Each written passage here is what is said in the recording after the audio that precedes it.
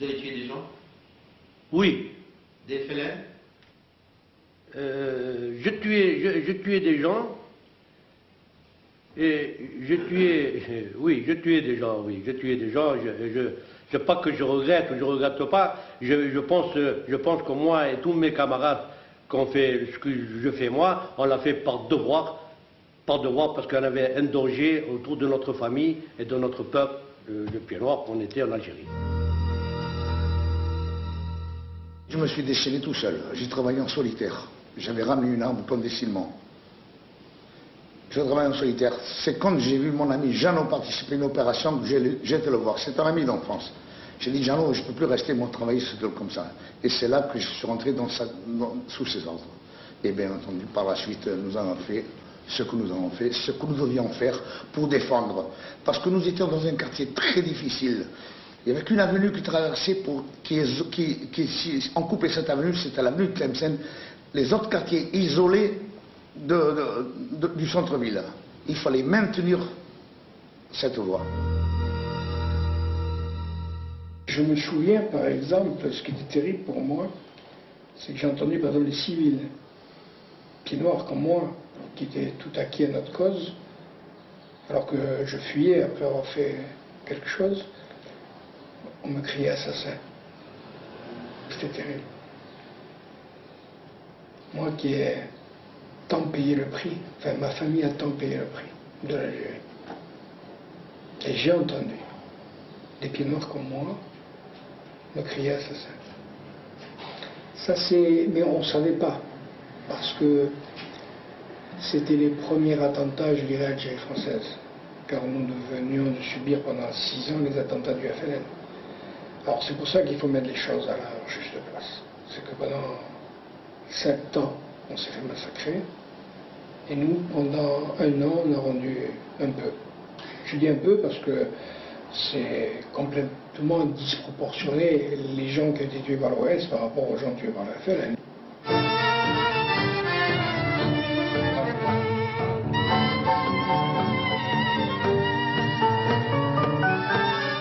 Au départ, il y a nos souvenirs d'enfance, la manif de Charonne et ses 9 morts causés par la police de Papon.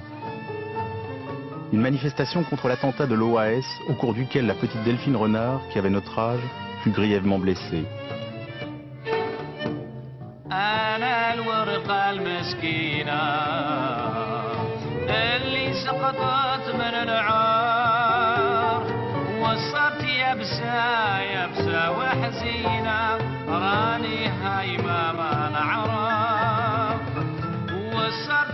Et puis la série d'attentats contre le général de Gaulle, Pont-sur-Seine, le Petit Clamart, et l'exécution de leur organisateur, Jean-Bastien-Thierry.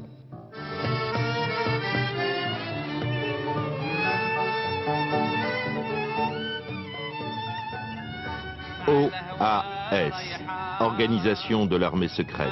3 lettres qui résonnent comme un tabou, peut-être un des plus douloureux de notre histoire coloniale.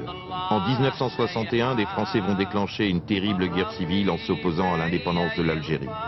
Durant 2 ans, elle fera vaciller la République. L'histoire de l'OAS, c'est la face cachée de la guerre d'Algérie. Une histoire encore interdite, celle des perdants. Ce film donne pour la première fois la parole à ces hommes de toutes origines et de toutes conditions qui firent le choix de l'OAS par désespoir ou par aveuglement.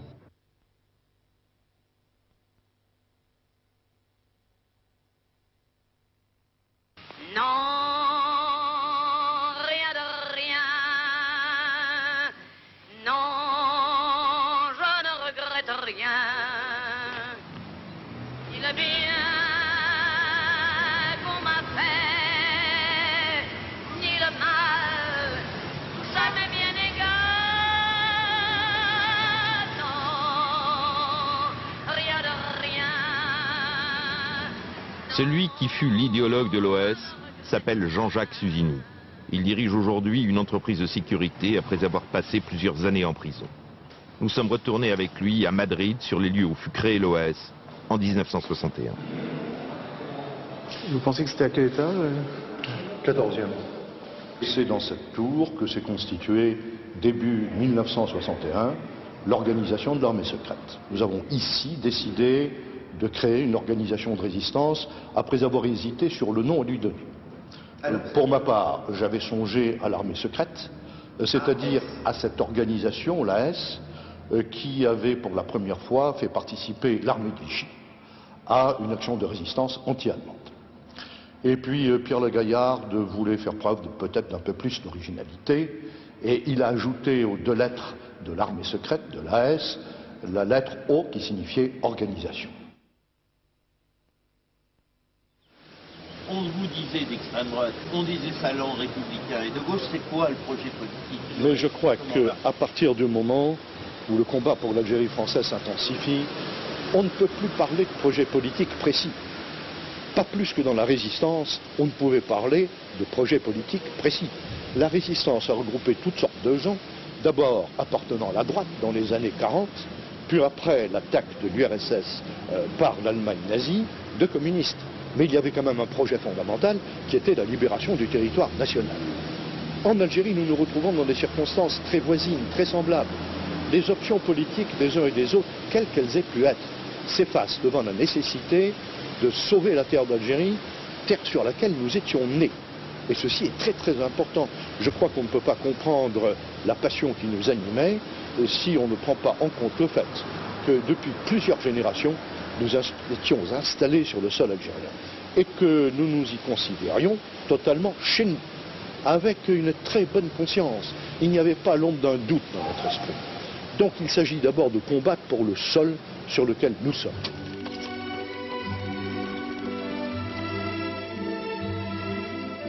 Les Pieds Noirs étaient arrivés dès 1830. Ils vinrent s'installer par vagues successives, fuyant souvent la misère ou l'oppression, comme les déportés de la Commune après 1870 ou les républicains espagnols après 1938. Il y avait aussi des Italiens, des Corses, des Grecs ou simplement des Français de métropole. Ils avaient plutôt le cœur à gauche. En 1954, ils étaient plus de 1 million. Beaucoup ne connaissaient de la France que les 12 départements d'Algérie. Pour eux, comme pour la grande masse des hommes politiques français, pour Mendès France ou Mitterrand, l'Algérie c'était la France. Ils n'avaient pas conscience pour la plupart du fossé qui se creusait avec la communauté musulmane. Celle-ci n'avait qu'un droit de vote extrêmement limité et un accès contrôlé à certains métiers. Seuls certains Français se rendaient compte de l'évidence de ce clivage. Le racisme pied noir est un racisme spécial, c'est un racisme à la fois très violent et, si le mot n'était pas ridicule, très amical.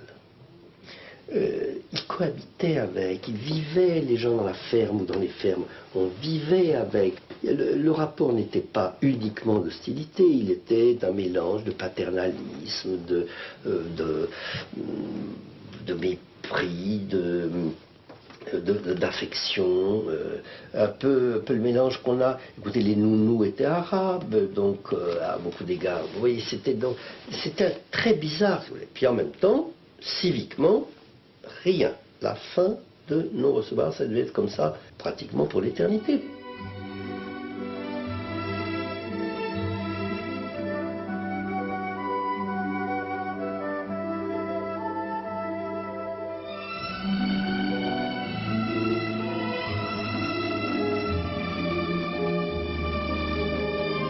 Cette population était dans un statut historique totalement ambigu, qu'ils n'étaient pas des Français comme les autres, parce que beaucoup d'ailleurs ne connaissaient même pas la France de ces Oranais qui n'étaient jamais venus, qu'ils n'étaient pas non plus des gens qui avaient montré qu'ils pouvaient s'entendre avec les musulmans, c'était pas possible. Ils en avaient eu toutes les occasions en un siècle, ils les avaient toutes refusées. Rappelez-vous les accords Blum-Violette en 36 et 37. À aucun moment il n'y a eu aucune concession qui était faite, donc c'était impossible. Bref, c'était une structure de vie coloniale, il n'y a pas d'autre mot, et le temps du colonialisme était dépassé. Depuis la fin de la Seconde Guerre mondiale, l'Empire français est en pleine déliquescence. L'Indochine est abandonnée dans le déshonneur par les militaires. Le Maroc et la Tunisie accèdent à l'indépendance en 1956. Et beaucoup de Pieds Noirs, viscéralement attachés à l'Algérie française, craignent alors que ne vienne bientôt leur tour. Mon pays, la France, c'est passé avant. Ma façon de respirer. Vous savez qu'il y avait certaines personnes, même des gardiens de prison modestes, quand ils entendaient la Marseillaise, ils pleuraient. C'est-à-dire, mon père a fait 14-18, il a fait chemin des dames et tout. Il a toujours arboré ses décorations. Bon, il avait arboré ses décorations, nos enseignants, notre clergé, c'est pas celui qui a ici, et était plutôt patriotique. Alors, toujours on entendait, quand la France perdait une bataille, on avait tous mal au cœur, on pleurait presque, et quand elle gagnait une bataille, on était toujours content. Donc on aimait la France au-dessus, elle était plus royaliste que le roi. On aimait la France au-dessus de nos moyens. C'est en novembre 1954 qu'avait démarré l'insurrection algérienne. En août 1955, 71 Européens sont tués dans le Philippe-Villois, à l'est d'Alger. Un massacre qui marquera la population pied-noire, qui désormais n'ose plus s'aventurer hors des villes.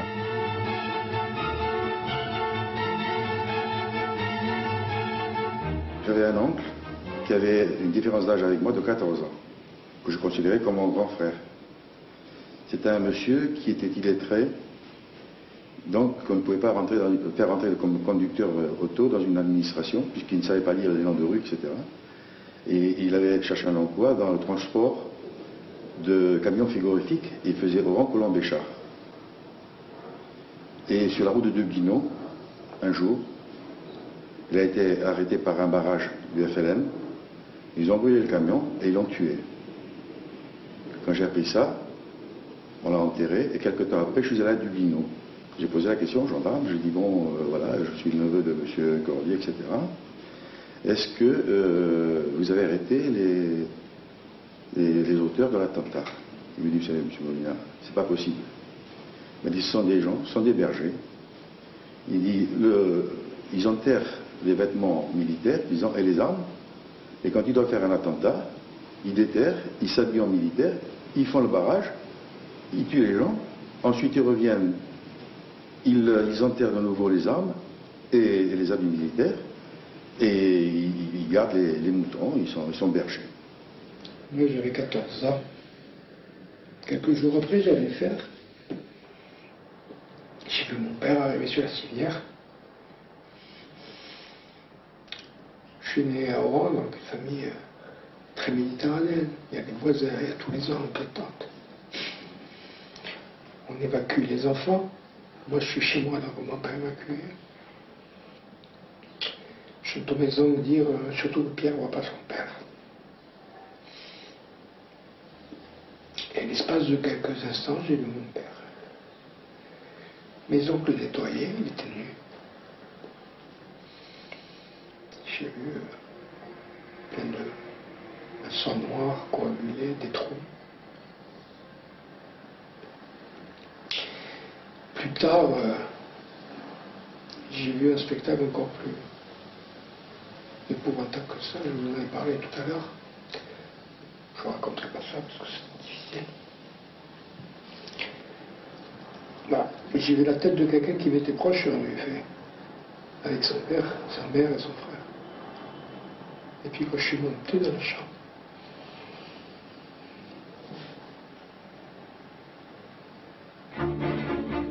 à partir de 1956, l'insurrection algérienne, jusque-là limitée au bled, entre dans les villes. C'est la stratégie de la terreur décidée par le FLN au congrès de la Soumane. Les attentats se multiplient à Alger, touchant désormais l'ensemble de la population européenne. Simultanément, le FLN terrorise ceux qui ne lui sont pas fidèles. Le massacre à Melouza de 300 musulmans marque un nouveau degré dans l'horreur. Pour contrer cette offensive, l'armée française se lance dans une répression de grande envergure. C'est la bataille d'Alger, qui éloignera plus encore les deux communautés d'Algérie. Qu'est-ce que c'est ce tatouage que vous avez sur la main? C'est ma carte d'identité, monsieur. O-R-A-N, Oran. Quand est-ce que vous vous êtes fait ça? À l'âge de 18 ans, monsieur. Une déclaration d'amour. Exactement. Parce que j'ai toujours aimé mon pays. Quand vous êtes né dans un pays, que vous avez tout, et quand on vous dit demain il faut partir, on va se battre jusqu'au bout pour essayer de rester, de garder son pays, ses amis d'enfance, avec qui nous avons été à l'école, avec qui nous jouions au ballon avec des pelotes en chiffon dans les rues. Tout ça c'est c'est fini.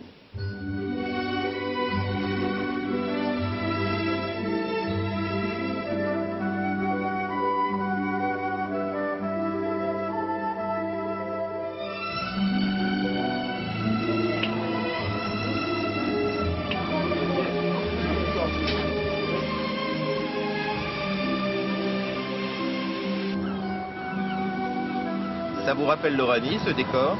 Ce qui rappelle, c'est Ajaccio. Quand tu vas à Ajaccio, tu crois que tu retrouves... Les sanguinaires, tout ça. non, mais non, même Ajaccio, la place d'Ajaccio, tu crois que c'est une place d'Algérie. Tu sais, Ankelouchin, Lourmel, tous les petits villages d'Algérie. Les mêmes architectes. On retrouve la même... la Corse, c'est vrai. Tout le tour, c'est magnifique. Là, aujourd'hui, on n'arrive pas à voir l'Algérie, tu vois, parce que là, c'est tout est bouché, là, aujourd'hui. Un peu loin. Dans des comptes, de Malaga, on était réfugiés politiques, on voyait les lumières au Val d'Aurore. D'Alicante, on voyait Oran. Ah non, on voyait les lueurs, les côtes, les lueurs.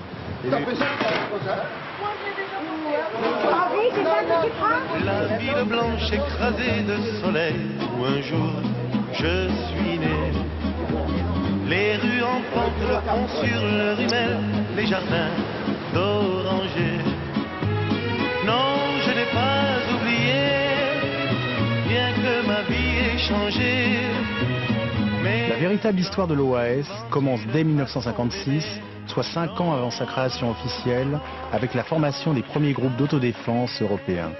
Ils fourniront plus tard les premiers bataillons de l'organisation de l'armée secrète. À l'époque, ils s'appellent contre-terroristes. On n'était pas beaucoup, on était 5 ou 6. On a commencé à aller, quand on avait des renseignements, disons, qu'on avait des renseignements par des amis qui étaient dans la police ou autre, et on allait jeter une grenade pour que la police vienne perquisitionner. Vous voyez? Vous attaquiez à qui? Pardon? Les cibles, qui les décidait, comment vous les choisissiez? Eh bien, les cibles étaient données par des gens qui faisaient du renseignement. Vous voyez? Mais c'est pas nous-mêmes qui disaient, tiens, on va aller là, on va jeter une grenade pour le plaisir parce qu'il y a des Arabes dedans. Non, on le faisait que sur renseignement. Quand on savait que quelqu'un, c'était un lieu de rendez-vous du FLN, on allait en balancer. La police venait ramasser les tracts et ramasser tout le reste, et nous, on se cachait.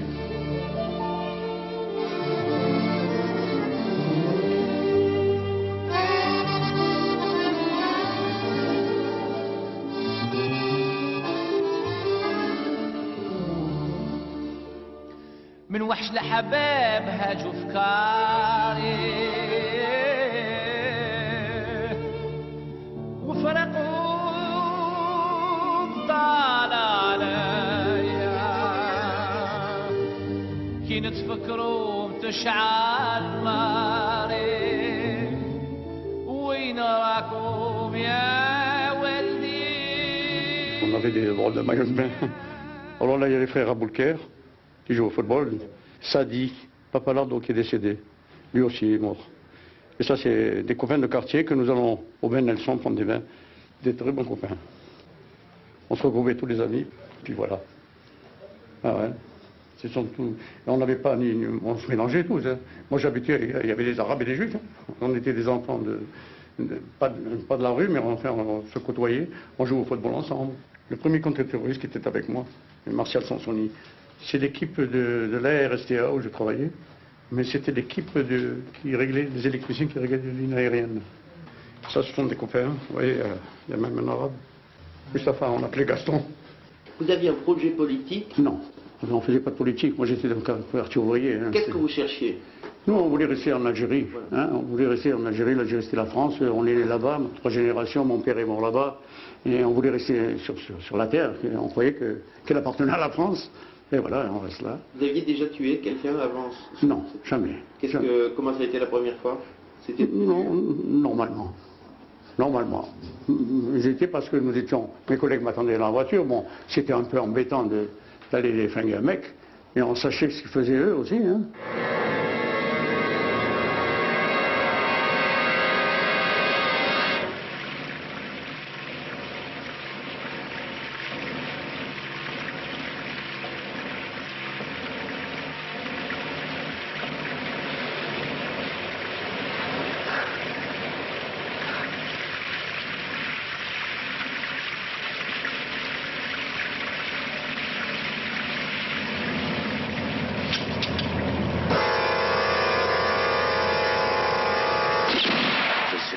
sueur et le soleil. J'ai compris que j'avais détruit l'équilibre du jour, le silence de la plage. Et alors j'ai tiré encore.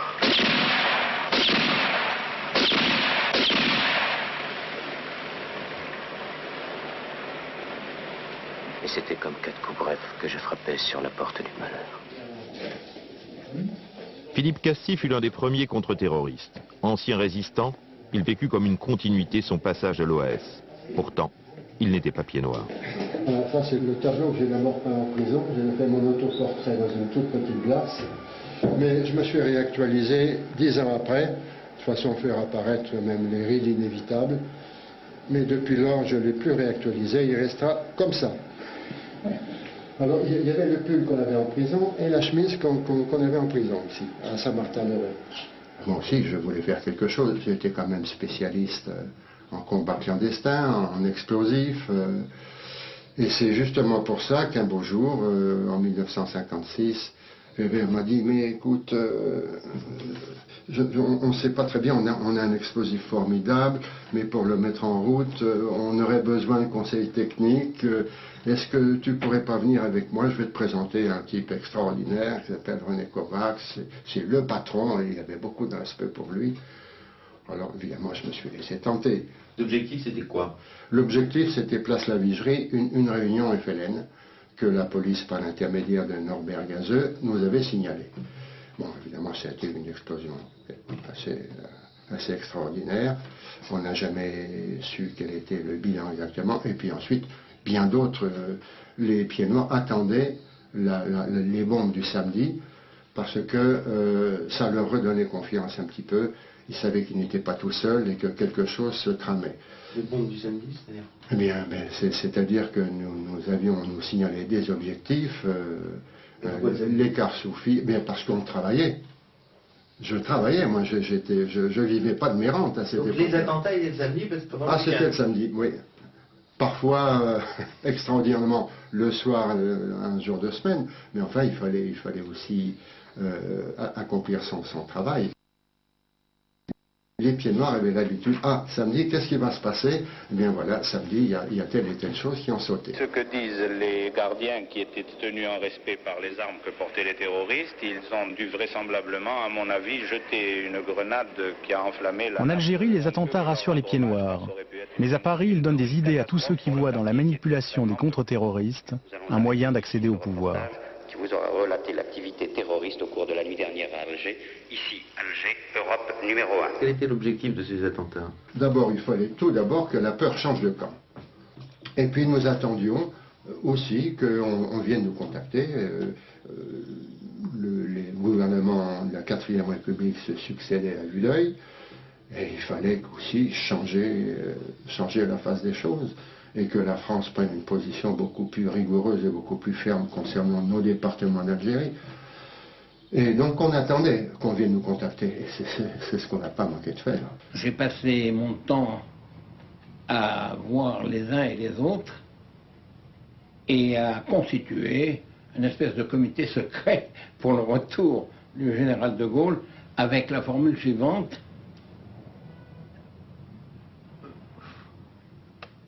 la politique actuelle ne peut pas durer. De toute façon, elle aboutira à lâcher l'Algérie. Et il n'y a qu'un seul moyen d'empêcher le langage d'Algérie, c'est de renverser la 4e République et de mettre à la place un gouvernement, un régime qui voudra maintenir l'Algérie dans la France. Michel Debré est à la tête de ce comité.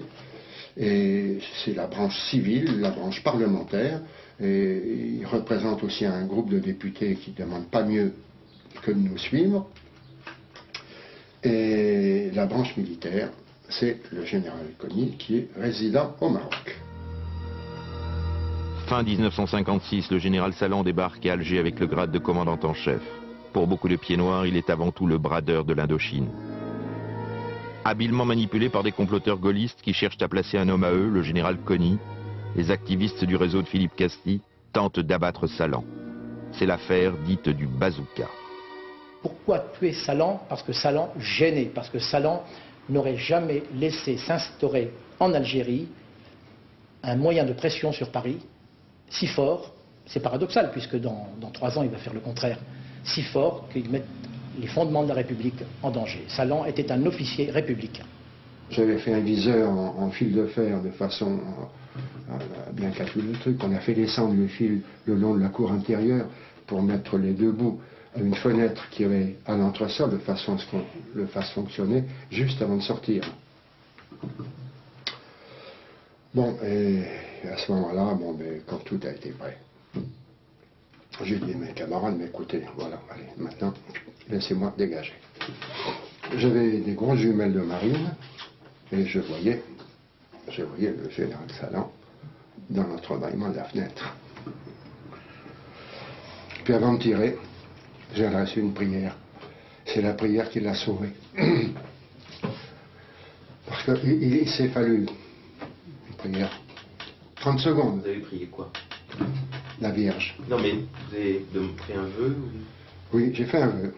C'est discret? Ah non, ça c'est mon secret, ça, monsieur. C'est mon secret.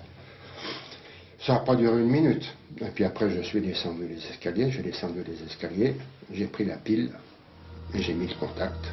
Évidemment, ça a fonctionné. Une explosion gigantesque sur la place Bugeaud, mais manque de peau.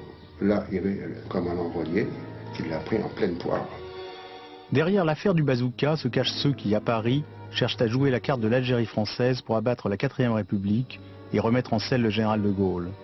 Un mystérieux comité des 6 qu'on dit dirigé par Michel Debré, le plus ardent des gaullistes. Et pendant que les militaires poursuivent leur campagne de pacification dans le bled, les groupes contre-terroristes d'Alger se retrouvent aux côtés de l'armée pour défendre l'Algérie française. Des liens se nouent entre ceux qui se retrouveront bientôt dans l'OAS. Le fruit est mûr. La poudrière algérienne est prête à exploser. Le 13 mai 1958, après plusieurs jours de manifestations monstres à Alger, l'armée habilement travaillée par les activistes gaullistes prend le contrôle de l'Algérie et Salan appelle De Gaulle au pouvoir. La 4e République cède. De Gaulle apparaît à tous comme le sauveur. Tous les éléments sont en place pour un grand malentendu.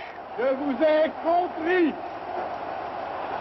Je sais ce qui s'est passé ici. La France considère que dans toute l'Algérie, il n'y a qu'une seule catégorie d'habitants. Il n'y a que des Français à part entière. De Gaulle en y a cru à un moment donné. J'étais fortement. De Gaulle, c'était quand même une figure pour les Français, même en Algérie. De Gaulle, c'était le sauveur, donc on lui a fait confiance. Et après, il nous a trahis, bien sûr. Mais on y a cru. Moi personnellement, j'y ai cru. Moi, j'ai un film où j'ai filmé De Gaulle quand il est arrivé à Oran. J'étais monté sur l'échelle de l'EGA. C'était un ami qui était conducteur, il m'avait laissé monter. À l'époque, j'étais militaire. J'étais veillant marin. Et du sommet de l'échelle, j'ai filmé De Gaulle en 8 mm. Bonjour et vive la France, mon général de Gaulle. Soyez le bienvenu.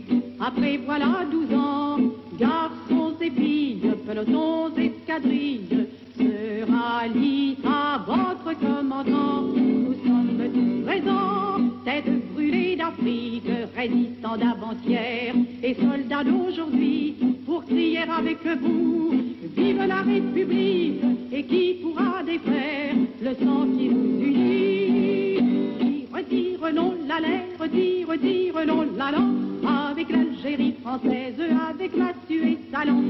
Retire non la lettre, retire non la langue, avec l'Algérie française, avec Mathieu et Salan. Vive Mostaganem. Vive l'Algérie française. Reprenez le discours de Gaulle, hein. Il y a une semaine en Algérie, je vous ai compris, les types sont là depuis 6 h du matin sous un soleil de plomb, au mois de mai en Algérie, et qu'est-ce que vous voulez qu'ils comprennent les gens quand il leur dit je vous ai compris? Ils sont depuis 6 h du matin, des Arabes et des pieds noirs en train de crier Algérie française, et qu'est-ce qu'ils ont compris les gens? Il arrive à Ostaganem, la France Dunkerque t'amènera 7, et c'est quoi? Où c'est t'amènera 7? C'est quoi? Au nord, c'est à côté d'Aubagne ou c'est au sud algérien? Quand moi je suis enfant, je suis au stade de Montréal, enfin pas au stade de Montréal, au stade Fouque du Parc, le dernier stade qu'on fait. Voilà. On est là, on attend De Gaulle, il fait une chaleur, on attend à midi, il arrive à 2 h 30 de l'après-midi, je sais pas à quelle heure il arrive, peu importe, il fait une chaleur, je vous rappelle. et qui nous explique qu'il y a ici 10 millions de Français. Et c'est qui les 10 millions de Français? C'est pas les Arabes et les pieds noirs. Qui c'est les Français? Et on nous explique encore, certains gaullistes, pour l'outrecuidance, nous dire non, on n'a pas voulu dire ça. Mais si, pourquoi on est si blessés? On est blessés parce que, justement, ceux qui ont mené la France, ceux qui restent et qui sont encore vivants, disent pas oui, c'est vrai, il a menti. La vision historique, c'était comment est-ce qu'on va pouvoir passer à l'indépendance. Mais comment est-ce qu'on va pouvoir passer à l'indépendance? Pour des raisons françaises, je ne dis pas pour des raisons algériennes. Je ne dis pas qu'ils étaient désintéressés du sort de ce malheureux pays, mais ils pensaient aux affaires françaises. Ils disaient on ne s'en sortira jamais tant qu'on aura les affaires algériennes sur le dos. Devant la France, un problème difficile et sanglant reste posé, celui de l'Algérie. Il faut le résoudre.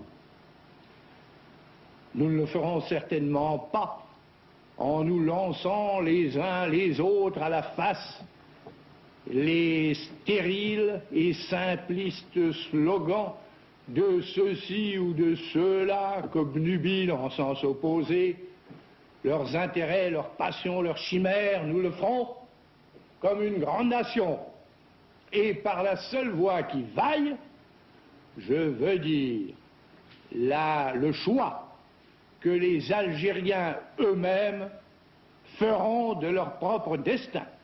Il s'est emparé du pouvoir en faveur de l'Algérie française, il est venu avec ça. Sans cela, il ne serait jamais venu au pouvoir. L'armée a-t-il le cherché pour lui dire « Voilà, vous êtes le seul pour garder l'Algérie ». Il a dit « Oui, je la garde ». À Mostaganem, il dit « Vive l'Algérie française ». À Alger, il dit « Je vous ai compris ». Les Français à part entière. Un an après, il nous trahit. Le discours de De Gaulle sur l'autodétermination est perçu comme une trahison par les pieds noirs, par les activistes et une partie des militaires. En janvier 1960, un mouvement insurrectionnel, les barricades d'Alger, tente sans succès d'inverser le cours des événements. Les meneurs fuient vers l'Espagne franquiste, qui les accueille avec bienveillance. Vous, avec Jean-Jacques Susini, on est des clandestins là. Dans les rues de Madrid. Ça c'est entre en janvier-février par là. Pas de date. Ça c'est au moment de la création du sigle OAS à Madrid. Vous portiez toujours un nœud papillon? Souvent. C'était la mode.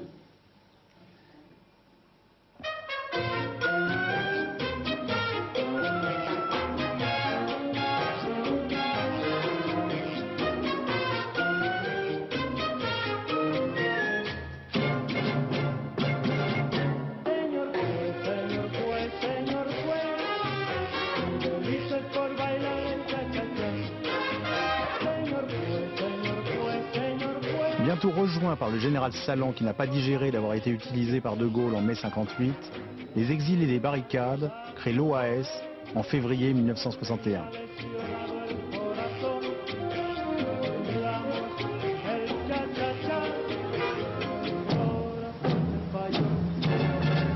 L'OAS s'avère dès le départ comme un mouvement de résistance armée. Donc il y a là un passage du Rubicon qui est absolument évident, et je dirais que nous, partisans de l'Algérie française, nous sommes conscients que nous commençons à jouer nos dernières cartes. Quelle est la référence historique? J'ai deux références historiques.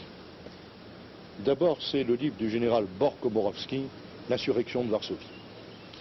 Et à la lecture de ce livre, je suis frappé du fait que 50 000 combattants de la résistance polonaise, un certain dimanche, à 17h de l'après-midi, vont pouvoir s'emparer de Varsovie, alors que Varsovie est tenue jusque-là par une armée allemande massivement présente et par la police allemande. Et puis il y a un deuxième livre qui est Exodus, qui m'a beaucoup frappé, qui me frappera encore, et qui est l'histoire malgré tout de la résistance des Israéliens durant l'occupation britannique et après cette même occupation, qui eux aussi vont constituer une armée à partir de volontaires, à partir de civils, et qui vont libérer une grande partie du territoire palestinien.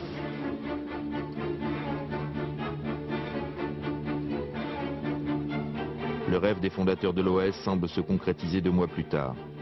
Le 21 avril 1961 débute à Alger et à Oran un putsch militaire à l'initiative du 1er régiment étranger parachutiste, qui deviendra le fer de lance de l'OAS.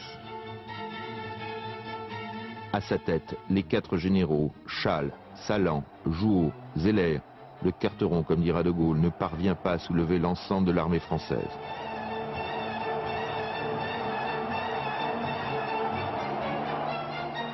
Après un premier mouvement de panique, le pouvoir parisien comprend bien vite qu'il ne risque pas grand-chose. Il aura manqué l'essentiel, c'est l'adhésion de la population. Il y a eu l'adhésion des pieds noirs, dans leur immense majorité, et cette adhésion va se développer ensuite avec l'OAS.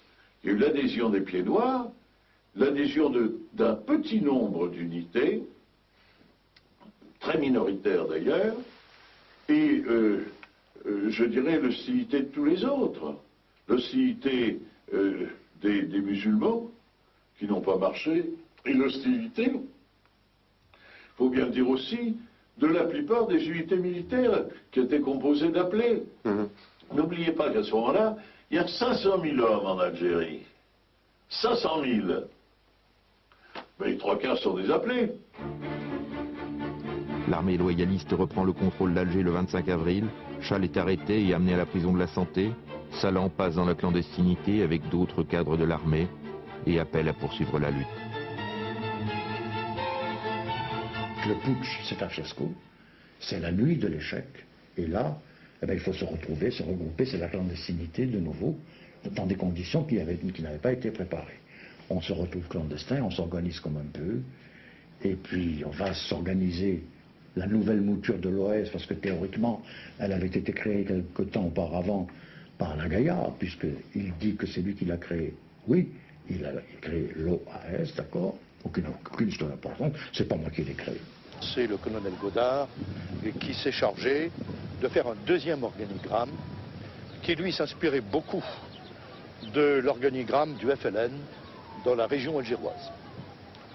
Donc il y avait un poste de chef d'état-major qu'il avait prévu d'occuper, puis une branche qui était la branche APP, Action politique et psychologique, qui m'était confiée, une branche ORO, Organisation, renseignement opérationnel, qui a été officiellement donnée au docteur Pérez, encore que ce soit surtout le lieutenant de Gueldre qui l'ait ensuite prise en main et dirigée. Et enfin, une branche OM, organisation de masse, qui était placée sous l'égide du colonel Garde.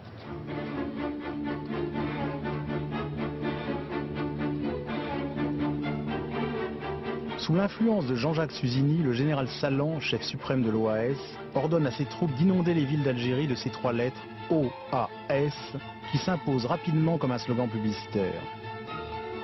C'est quelques mois après sa création à Madrid le vrai démarrage de l'OAS, qui réunit anciens contre-terroristes, activistes et militaires. La politique, papa, c'était pas son truc. C'était une position d'hommes, de soldats devant un morcellement du territoire, devant des promesses pas tenues, devant certainement des populations qui allaient être laissées à l'abandon. Papa, c'était quelqu'un que, comme il a fait graver sur sa tombe, soldat de la Grande Guerre, hein, c'était tout un ensemble de principes qui ont plus tellement cours maintenant, mais qui étaient quand même pour lui très importants. C'était pas de la politique, c'était servitude des grandeurs militaires. Hein, on n'a pas le droit d'abandonner des populations, on n'a pas le droit de morceler le territoire national. Ses maîtres, c'était Mangin, Gallieni, c'était un autre siècle. Un chef d'État parjure, maître de l'imposture, des honneurs de notre armée, le fait assassiné. Il a trahi les Pieds-Noirs, banni Christ et Agathe, et tué enfants et vieillards, sali nos étendards. Il a livré les harkis au couteau FLN,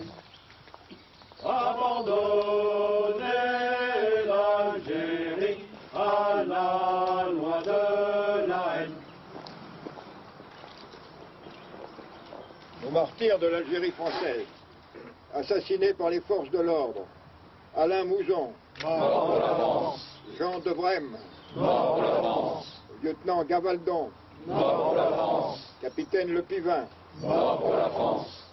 livré à l'ennemi, commandant Bazin, Mort pour la France. exécuté après jugement de tribunaux d'exception, Albert Dovkar, Mort pour la France. Claude Piex, Mort pour la France. lieutenant Roger de Gueldre, Mort pour la France. colonel Jean-Bastien Thierry. Mort pour la France. Vous avez travaillé avec lui? Oui, ouais, c'était mon lieutenant. Hein. J'étais un peu son... J'étais avec lui tout le temps, tous les matins, je le voyais dans son PC. Nous avions un PC, on le voyait, il nous donnait les instructions, les ordres, et puis nous allons faire nos opérations. Il savait que je faisais partie d'un réseau, j'étais présenté par d'autres amis, dont Joseph Rizac que vous avez rencontré, Josué Giner, dont vous avez entendu peut-être parler, il y avait, comment dirais-je, Polo Noceti, il y en avait d'autres encore, Polo Mossia, Dillon Cheveux, enfin d'autres encore, enfin, un certain nombre de gars avec qui j'étais en contact. Et à partir de là, il me dit, bon, voilà ce qu'on est en train de former, nous allons structurer des commandos. Et d'ailleurs, j'ai participé, moi je vous le dis franchement, comme je tapais très vite à la machine, j'ai été à l'origine de la création, si vous voulez, des deltas, si vous voulez. Pas moi, c'était le lieutenant de Gueldre qui créait les numéros, mais si vous voulez, il nous demandait l'organigramme. C'est le lieutenant de Gueldre qui vous a dicté l'organigramme des deltas. Exactement, oui. Alors j'ai commencé à recruter mes copains qui étaient auparavant dans le coup avec moi, quoi, qui étaient dans les contre-terroristes. Et comme ça qu'on a monté le Delta. Et De Gueldre me dit, bon, Dovkar, toi tu seras le Delta 1, il me dit à moi, toi tu seras le Delta 9, et Jésus on va le mettre Delta 5. Comme ça ils croiront qu'il y a une chaîne de Delta. Vous étiez dans un commando qui était dirigé par qui? Le commando, c'était moi le patron. D'accord. Vous aviez combien de personnes? Au départ, il y avait 8 hommes réguliers. Ensuite, bon, il y a eu des gens qui ont... quand il y a eu des opérations ponctuelles à faire, les opérations ponctuelles, ce sont des exécutions. Bon, vous avez des gens qui carrément, même des anciens, parce que moi, j'avais pris avec moi que des parachutistes de mon régiment que je connaissais bien, avec qui j'avais confiance. Les gars qui étaient bananés, les types qui avaient véritablement baroudé. Et puis il y a quelques-uns qui sont venus, même pas me trouver à moi, à trouver ma femme en disant on ne peut pas travailler, il est barouge au complet, quoi. Il a peur de rien, il va, moi j'étais en pleine casse-barre, il fallait éliminer un chef LPLN, j'y allais.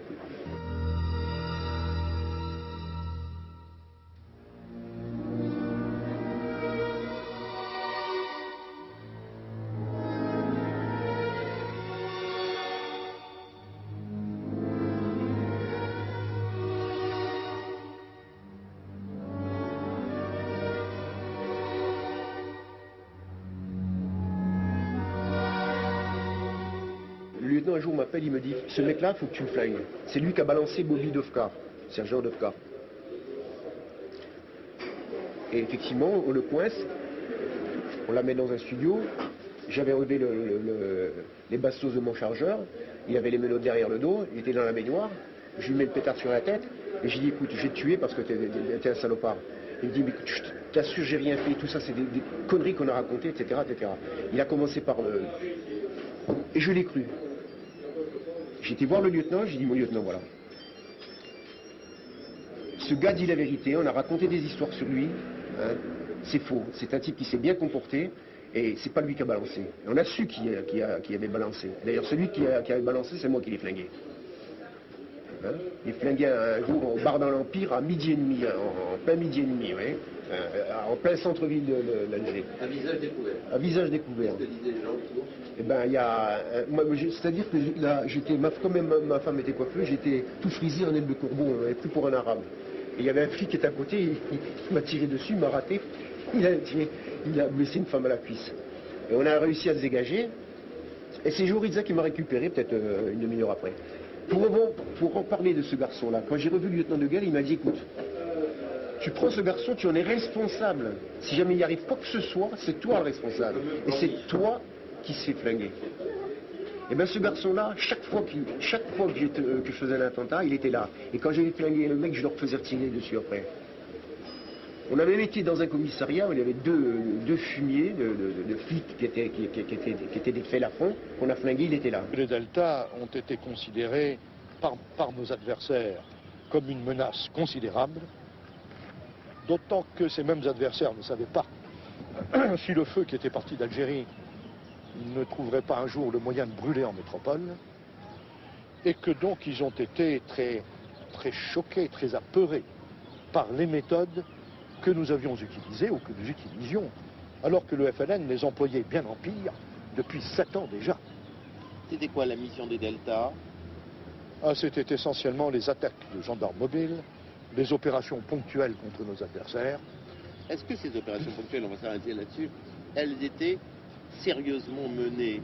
Ou est-ce que c'était des on dit, tiens, celui-là c'est un instituteur pro-FLN, il faut se débarrasser? Alors, pas du tout, elles étaient sérieusement menées.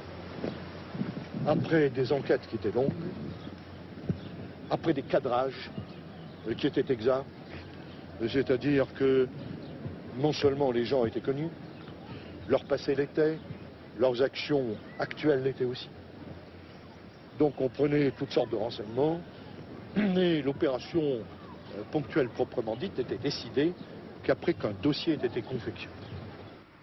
Le directeur de l'établissement est venu me trouver en me disant est-ce que ça ne serait pas votre père, le commissaire Gavoury de Alger? Oui, bien sûr. Alors, donc, il me dit, écoutez, j'ai une triste nouvelle, il vient d'être abattu, tué à Alger. 2 légionnaires étaient entrés dans l'appartement de notre père. Il ne s'attendait pas à être attaqué dans son propre appartement. Et donc, l'un des agresseurs s'est trouvé face à lui et lui a asséné un coup de matraque, on va dire, pour l'assommer. Mais le coup ayant emporté, mais notre père n'a pas perdu connaissance. Et à ce moment-là, donc, l'autre agresseur, qui s'appelle Claude Taine, qui est le véritable assassin, s'est trouvé, lui a fait le coup de la sentinelle, quoi. Et il l'a attaqué au poignard par derrière. Bon, classique, un coup au cœur, un coup dans l'artère sous-clavière, et puis ça va très vite, quoi. Il y avait des hurlements dans l'appartement de Gavoury et les policiers ont constaté que toutes les radios ont augmenté de son et que les locataires de l'immeuble ont plutôt mis les radios à plein pour couvrir les hurlements dans l'appartement. L'un des locataires du palier est sorti précisément pour voir ce qui se passait. Et il s'est retrouvé avec le canon silencieux du revolver de Dovkar sur la tempe. Alors il est rentré gentiment chez lui et il ne s'est manifesté que le lendemain matin. Le pauvre commissaire Gavoury ne disposait, je crois, que de 12 fonctionnaires dans lesquels il pouvait avoir confiance, habitait dans un appartement en plein Alger, et donc il a été très facile pour le reste de venir dégorger tranquillement dans son immeuble sous les applaudissements des habitants en pied noir du dit immeuble.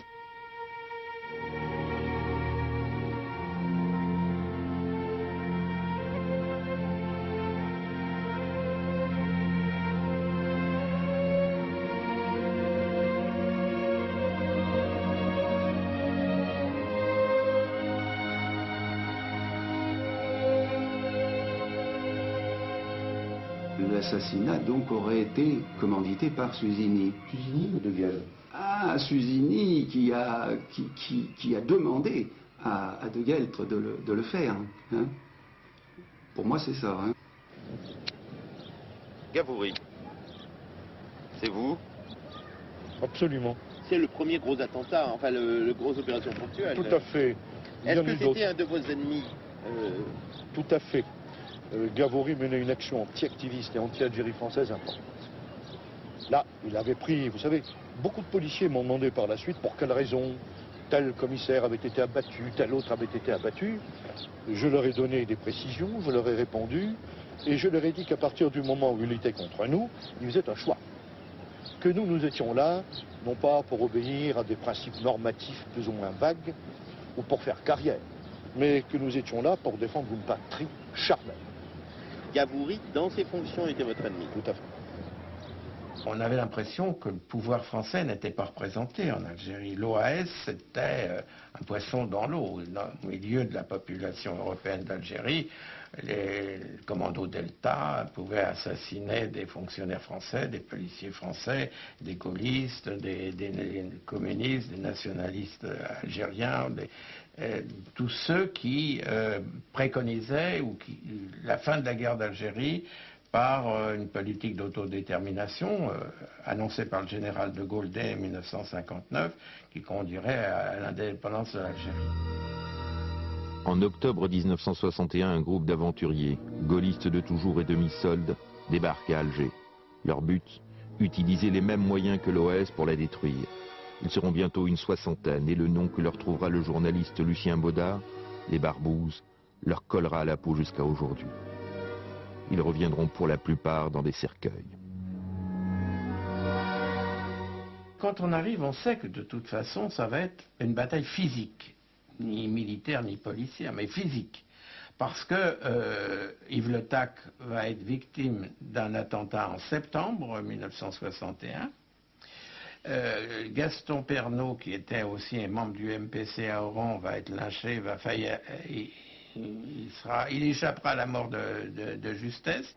On lui met une balle de 11,43 dans la tête, on le rate, il est bien blessé, on le met dans une grande clinique, il est gardé par les CRS, et on jette des grenades dans la chambre par la fenêtre. On tue les gens qui le gardent, malheureusement, il n'est pas tué. Nous avons lutté contre les Barbouzes, qui étaient nos ennemis. Mais eux aussi, s'ils nous avaient attrapés, ils nous auraient fait pareil que nous, on a voulu leur faire. Alors là, Bitterlin et compagnie, ils avaient leur PC. C'est la rue Séverine, où on s'est occupé de Goulet et de Bitterlin. En une semaine, je le guette, là, tous les soirs, il rentre la voiture en marche arrière. Et cette fois-ci, qu'on devait faire le coup sur lui, il a rentré en marche avant. Et il est sorti en marche arrière. Mais moi, s'il avait été de face, il ne serait pas là en ce moment. Voilà, alors il est sorti en marche arrière, mais comme il y avait un autre commando, on l'avait pris on était 3 de chaque côté, moi dans la rue, juste en face d'eux, et mon copain dans une maison en construction, l'autre commando, il a pris en filature aussi. Alors, je ne pouvais pas avancer parce que lui lui tirait dessus. Mais s'il avait été de face comme ça, je n'aurais pas besoin de l'autre qui tire dedans. Hein. Mais j'ai jeté une grenade quand même. Une grenade, une MK2, la Goulet a été bien blessée. Lui légèrement, mais il boite maintenant, hein. Mais enfin. Il doit la vie à cette Mercedes qui est sortie en marche arrière. André Goulet sera très grièvement blessé, moi très superficiellement, mais enfin, c'est le déclenchement. L'OAS a identifié un emplacement où nous étions et à la radio. Combien de Delta ont tiré sur vous? Ils étaient 4 pistolets mitrailleurs. On dit beaucoup que les Barbouzes Bitterlin ont servi de leurre pour épuiser les commandos Delta. Oui, moi c'est ce que je pense aussi. L'OAS avait été très inquiet et vraiment c'est devenu un combat prioritaire. Et dans ces périodes-là, on a vu l'OAS dans les villas successives, on l'a vu tirer sur des Européens qui étaient là, on l'a vu les poursuivre dans l'hôpital Maillot. Et ils ont été très inquiets, c'est devenu un combat prioritaire sûrement. De Gaulle a monté des opérations avec des effectifs, pendant que tout cet effectif-là monte une opération bidon, là, contre cette ville-là où finalement vous n'avez tué qu'un type en aéroport, c'est pas sûr, vous l'avez blessé, vous annoncez 15 morts, la seule opération qui a payé, c'est l'opération d'Hôtel Raja, et auparavant l'opération de la rue Fabre avec Billard, avec la bombe qui a sauté, oui, c'est la fait payante, oui. C'est une opération payante en termes de morts provoquées, bien sûr. Mais je dis, pendant que nous faisons ça, nous laissons tomber d'autres objectifs beaucoup plus graves et beaucoup plus importants. L'OS s'est trop attaché à nous. Et à vouloir nous supprimer en croyant qu'ils allaient réussir, en nous supprimant, d'arrêter le système.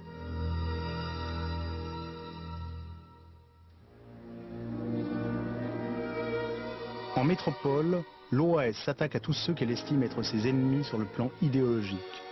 Journaux comme France Soir ou France Observateur, le futur Nouvel Obs, intellectuels et politiques. Elle ne cherche pas à tuer, à la différence de son homologue d'Algérie.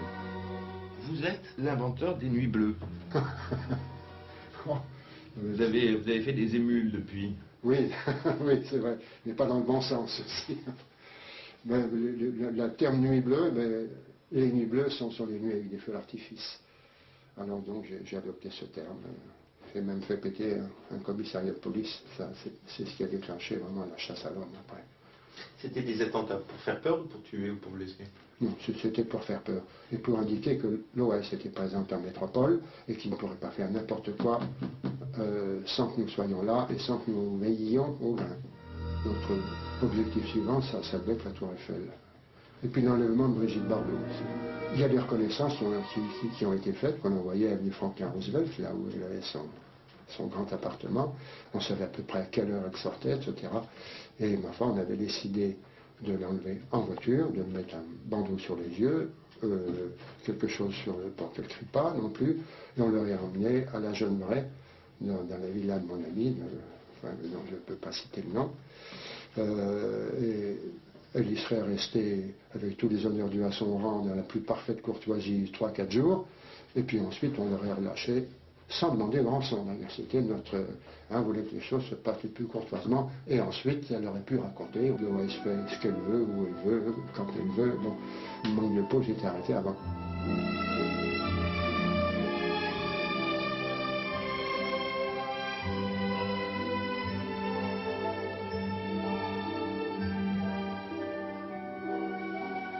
J'ai ouvert la porte, OAS, t'as 5 minutes pour réfléchir, donne-moi 15 millions ou je te brûle. Je fais, oh, t'énerve pas, non? Qu'est-ce qui t'arrive? Donne-moi 15 briques ou je te brûle. Je lui dis, je te donne cet argent, tu pourrais m'en donner un peu? J'ai plus un sou. Il a pas voulu en jeter un salaud. Alors il m'a donné 100 sacs. Puis il m'a dit, tu vois toi, t'es chouette Fernand, j'aurais visé la tête. L'Ouest n'a jamais été taxé des petits commerçants ou des gens qui se battaient pour vivre ou faire vivre leur famille. Non, c'était les gros industriels, les grandes surfaces, il y en avait déjà à l'époque à Oran, enfin les grands magasins. Pas les commerces de centre-ville. Pas les petits commerçants, non, pas les petits. Les petits, non. C'était grand, oui. C'était les négociants en vin, les négociants. Les payés. Pardon? Oui, tout le monde. Oui. Tout le monde, c'est-à-dire combien de personnes? On demandait très peu, on demandait 2000 anciens francs par mois. Mais les corps de métier étaient taxés, oui. Les médecins, les avocats, eux, oui, ils étaient obligés de cotiser. Il y a d'abord les lettres de mise en condition des gens, on va venir vous voir, faites un bon accueil à la personne qui va vous demander de cotiser. En ce qui vous concerne, nous avons jugé que votre participation au combat sera de X nouveaux francs par mois. Et l'encaisseur, le racketteur, remet en échange ceci, n'est-ce pas, chèque de 1000 nouveaux francs, somme versée à titre de contribution volontaire, et comment, à l'œuvre de rénovation nationale entreprise par l'organisation armée secrète. Nous n'arrivions pas à être financés à un niveau suffisant par les fortunes algériennes, donc il y avait là quelque chose de contradictoire à mener le combat que nous menions et en même temps à avoir recours à des expropriations publiques et des attaques de banque, même si ces attaques de banque avaient un côté tout à fait comique, dans la mesure où les renseignements nous étaient donnés par les dirigeants des banques et dans la mesure où les actions ont été menées avec l'appui des employés de ces banques-là. L'OAS multiplie ainsi les actions, raquettes, hold-up avec souvent des complicités dans la place, et les mots d'ordre, embouteillage, grève générale pour prouver à la métropole son crédit auprès des Français d'Algérie. À Alger, ces manifestations ne réussissent pas à entraîner la population qui cherche à rester en dehors du conflit. À Oran, en revanche, l'OAS est comme un poisson dans l'eau. La ville est sous son contrôle. On est ici une toile d'araignée quand même sur Oran. Donc on était quand même, par le biais des services de renseignement qui venaient des collines et puis de l'état-major, on avait quand même des contacts dans toutes les administrations, un peu partout, aussi bien police que communication, etc. On était donc de ce côté-là, cette toile d'araignée nous permettait de faire remonter beaucoup d'informations. On faisait de la publicité ce qu'on voulait. Un jour, on décide que le couvre-feu n'existe pas, parce qu'il y avait un couvre-feu qui était à 7h30, 8h. On disait, bon ben aujourd'hui, pas de couvre-feu jusqu'à 11h. Et pas de couvre-feu. Les gens savaient. On sortait des tracts, on dit vous êtes avec nous ou contre nous, c'est-à-dire où on était pour l'Algérie française, où on était contre, mais on ne pouvait pas dire ah oui, mais peut-être que, on n'avait pas de questions à se poser. On contrôlait tout.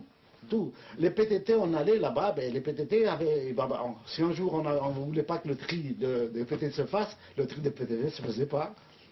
Il n'y avait plus, l'armée, elle passait que de temps en temps, elle faisait des contrôles, mais très vite, elle avait une peur bleue. C'est ça, le contrôle de droit. Dans les rues d'Alger ensoleillées, les femmes restent frivoles, élégantes. Les militaires sont en tenue d'apparat. On veut oublier les attentats et la guerre pourtant toute proche. 1961, nous avons une grosse difficulté à empêcher les pieds noirs de partir en vacances. Il a fallu avoir recours à des méthodes très brutales pour les en empêcher. Je me rappelle du capitaine Le Pivin faisant tuer un bijoutier de Maison Carrée pour faire comprendre aux gens de sa section que cette année-là, on ne partait pas en vacances. Les gens ont compris. Quelques-uns, oui, parce qu'après, ils sont moins partis en vacances, en fait.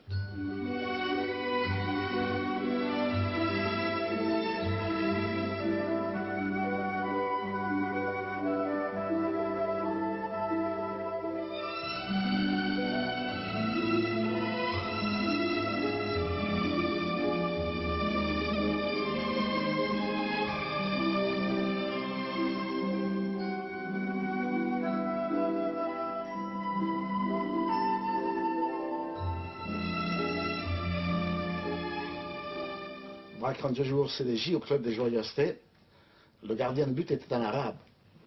Et comme bien ces recoupements dont on vous parle, j'apprends que cet arabe est du FLN. Bien sûr qu'il n'y avait plus de match de football. Et donc, je suis obligé de décréter sa mort et il meurt. Oui, ça m'a fait beaucoup mal parce qu'on avait passé quand même des années ensemble. Moi, j'étais défense centrale et lui était gardien de but. Ça m'a fait du mal. Mais on faisait ça pour cette Algérie française, vous dites. Ben...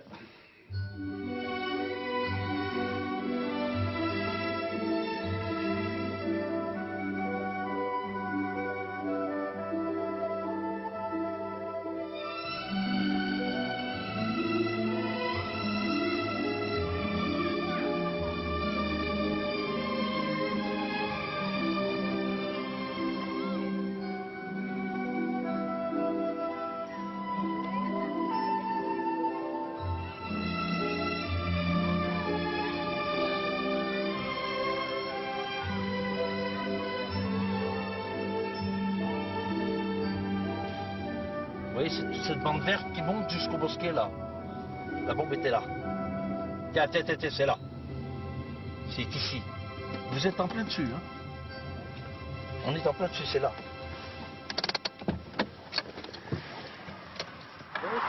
J'ai pas fait exprès, hein. Quand De Villemandie, il a pris ses jumelles, l'étui est tombé sur place, il l'a oublié sur place. C'est comme ça qu'il a été confondu, parce qu'ils ont trouvé l'étui. Et ils ont trouvé les jumelles dans sa voiture.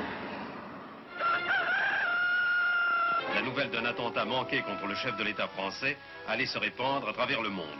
Le ministre de l'Intérieur imputait ce complot à l'OAS, se basant sur les aveux d'un des exécutants, Martial de Villemandie, arrêté près du lieu où la machine infernale avait été disposée.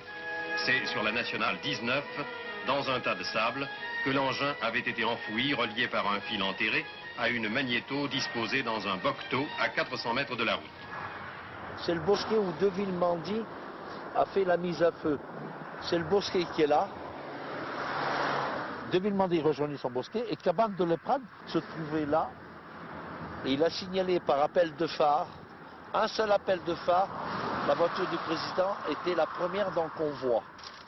C'est cet arbre-là qui était juste en face, qui a permis à déterminer, quand les feux arrivaient à un certain niveau sur l'arme, il savait qu'il fallait qu'il appuie. Si l'artificier qui a préparé la bombe, c'est-à-dire une bouteille de butane vide dont on avait découpé le fond et qu'on avait bourré de plein de plastique, s'il avait su qu'il aurait fallu amalgamer ce plastique ensemble, comme si ça avait été des pains de mastic par exemple, et qu'il ait mis un détonateur un peu plus puissant, ces 40 kilos d'explosifs auraient creusé un énorme entonnoir, il y en a eu un d'ailleurs, mais beaucoup moins puissant qu'il n'y pensait, que le bouchon de la bouteille qui était tourné vers l'avant, probablement traversait la voiture, enfin c'était un attentat extrêmement dangereux. J'ai mis ma bombe avec l'ogive de la bouteille de propane dirigée sur la route, et non pas l'avoir mis l'arrière ici et l'avant ici. J'ai mis l'avant comme ça. Et à côté du bidon, à côté de la bombe, on a mis un bidon de 20 litres de napalm, du napalm local qui avait été fabriqué, de façon à pouvoir faire un rideau de flamme au moment de l'explosion. C'est ce qui s'est passé. Au volant de la voiture, il y avait le gendarme Marou, qui avait des nerfs d'acier, et qui était également au volant de la voiture le jour du Petit Clamart, tout à fait par hasard. On peut dire que là, le général au Petit Clamart lui a dû l'agir, et à Pont-sur-Seine, eh bien, il ne s'est pas arrêté, il a continué à rouler jusqu'au premier village, donc tout s'est très bien passé. Et Martial de Villemandie, auquel Bastien Thierry, qui n'était apparu que sous le pseudonyme de Germain et très peu, qui n'était pas sur les lieux, on lui avait dit surtout de ne pas aller avec sa voiture là-haut, parce que c'était un chemin de terre mauvais, il fallait y aller à pied.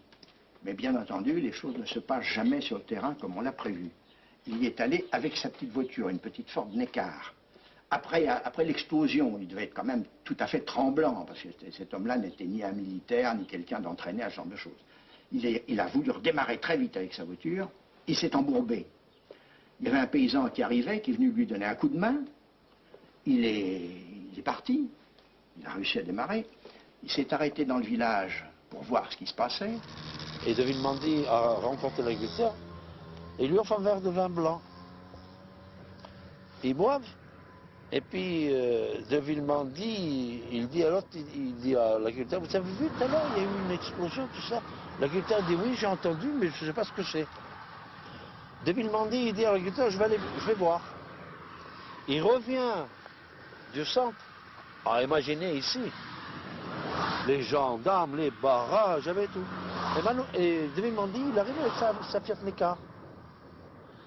Et le gendarme dit, allez, circulez. Il circule, il fait demi-tour, il retourne au café du centre. Pendant que de Villemandie a quitté le café du centre pour venir revoir ici ce qui se passait, les gendarmes ont eu la confession de l'agriculteur. En lui disant tout à l'heure, j'ai dépanné dans le haut, là-bas, un bonhomme. Les gendarmes, ils courent, hop, l'étui des jumelles. Dans le bosquet. Dans le bosquet. Alors, de Villemandie, les gendarmes ont dit au patron du café, dit si le monsieur tout à l'heure revient, dites-lui qu'il nous attend, parce qu'on voudrait lui demander, on voudrait le questionner. Donc de Villemandie retourne, il arrive au café, le patron du café lui dit, il y a monsieur, il y a les gendarmes qui sont venus, ils vous demandent si vous ne pouvez pas les attendre. Il dit, je les attends.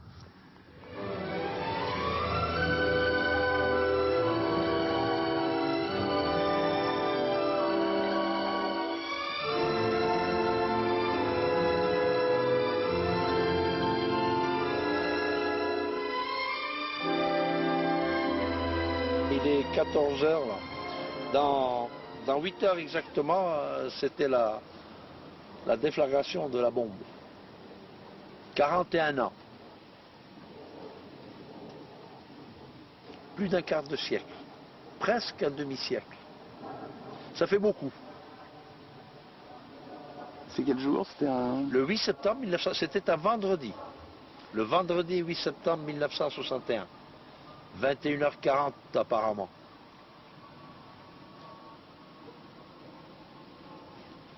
Il est passé de près.